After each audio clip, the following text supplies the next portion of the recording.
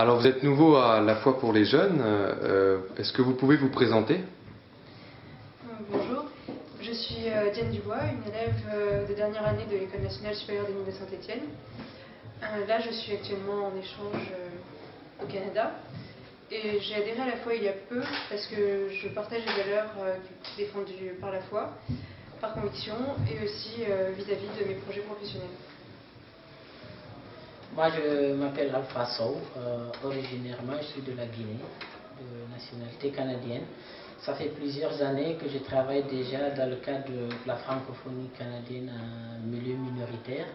Et puis, après que Pierre m'a parlé de la foi, ça vient rejoindre quelques valeurs que je défends depuis plusieurs années, parce que je pense que la défense du français et puis de la diversité linguistique, c'est un combat mondial, c'est plus que local ou national, donc c'est pour ça que j'ai tenu à être membre de la foi.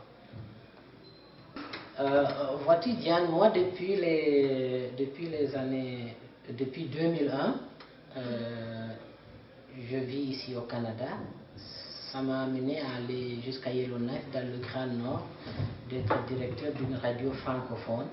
Le mandat, c'est de défendre la langue et de la culture des francophones qui vivent là-bas en milieu minoritaire. Parce qu'il faut dire que le Canada vit dans un contexte nord-américain anglophone 100%. Je défends tout ce qui est de la culture française, la francophonie.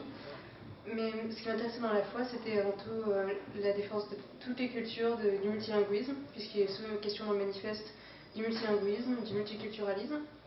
Et effectivement, je rencontre régulièrement des étudiants qui viennent de tous les pays du monde, qui parlent énormément de langues, et cet apport culturel est vraiment très important. Discuter avec eux est très enrichissant. Et justement, j'espère vraiment fortement que cela ne va pas se perdre dans le futur au profit d'une culture globale. Et pour toi, selon toi, que peut apporter la foi par la suite?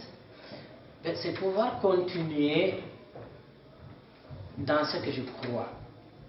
Je pense que si moi je m'engage dans la foi, je vais dans la direction, je vais faire ce que j'ai envie de faire dans mes compétences. Donc, si tu veux, j'ai, comment on appelle ça, une plus-value. Une valeur ajoutée. Voilà. Moi, je ne vois pas d'abord ce que je peux apporter à la foi, je vois ce que moi je peux gagner. C'est-à-dire que intégrer la foi me permet de travailler sur des projets qui rejoignent mes valeurs, mes convictions. Moi, je crois à la diversité linguistique et à toute cette multitude de langues. Les langues meurent, il faut les entretenir, il faut avoir la possibilité de travailler dans la langue de ton choix. Et puis aussi, c'est une question de bonne gouvernance. Moi, je pense que si on prend les organisations internationales, elles se sont engagées à travailler dans un cadre, donc notamment si on prend les publications, c'est dans 5 langues. Si on prend dans la langue du travail, c'est dans 2 langues. Donc il faut montrer l'exemple et il faut respecter ses engagements. Et donc moi je pense que pouvoir travailler dans ça, c'est valorisant pour moi d'abord. Et toi? Eh bien, c'est encore une fois une question de valeur avant tout, puisque ce que j'aimerais défendre à terme, c'est le maintien de la paix, la sécurité, toutes ces problématiques. Donc pour cela, je pourrais travailler en organisation internationale, puisque c'est une opportunité, c'est pouvoir travailler pour défendre ces valeurs, ce qui n'est pas donné à tout le monde.